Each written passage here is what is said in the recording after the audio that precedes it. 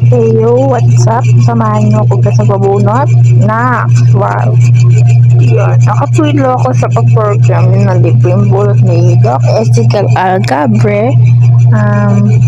Samahan niyo akong pumila guys. Nagbigay sila dyan ng libreng lugaw, libreng tubig. Yan, nagpilap ako ng form.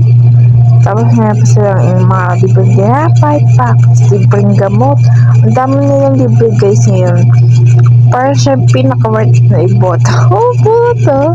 Oh, pa. Sa pinaka-lupa ng pila yan, guys. Nakikita yung stop ako kasi. Sunod-sunod dyan, mabilis yung pila, yung proseso, bilis. Bawat bulot, next agad, next. Tapos hanggang dyan sa kinabahan na ako kasi nakikita ko na yung parang injection. Ang laki ng kakain nila pare, parang dahil sa tinurukan mo. O tapos yan, nandito na, ayan, nandyan, sa unahan na ako bigla. Ang bilis, diba? Tignan mo injection dyan, putek. Ay, papis-pis ka lang yan, pero kinakabahan yan. Ayan, nakita mo injection yan, pare, masakit yan. Hanggang sa klinik na ako, nakita yung size ng ngipin ko. May injection ako, putek, naiyak ako, hayop. Tapos nagantay na ulit ako, pumila ulit kami para sa anesthesia. Tapos, kaya wala akong pakiramdam dyan, nakita niyo pa yan. Nasa bagang kasi ang sakit nun, putik ka pataturo kasi sakit. Hanggang sa yan, nabunutan na ako. Ang sakit nun, hayop. Tapos nabunot pa sa akin si Dr. Louie Algabre, tatay po ni Doc Ezekiel Algabre. Ang sakit niya, hayop. Tapos yan, napalibrang gamot sila as if naman masakit ngipin mo, ganon. Lakad na kami pa uwi dyan kasi malapit naman yung bahay namin dito.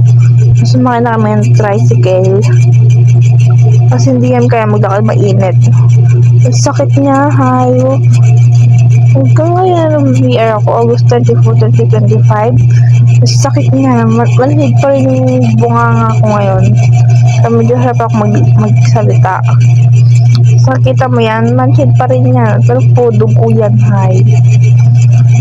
Makikita nyo, ako kumain, pero putek, bulak yan na may dugo.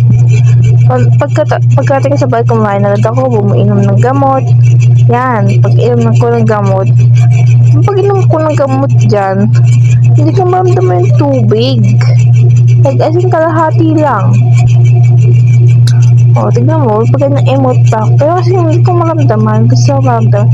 Kaya ito pala yung feeling na may anesthesia ko, wala akong pakiramdam kasi nga anesthesia siya, diba?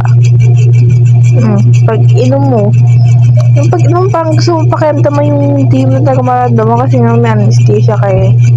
Diba? Tapos parang tabing kakain dyan kasi parang masakit ng kabila kasi nga may anesthesia. As in, ang sakit nun, Inahanap ko yung pakiramdam ng dila ko kasi yung parang wala akong dila dyan kapag inom ko. Kasi parang sinasakop siya ng anesthesia yung buong bibig ko. Tapos, meron silang vitamins na ino-offer dyan, May vitamins ka na meron ka pang antibiotics para sa ngipin mo. Goodbye!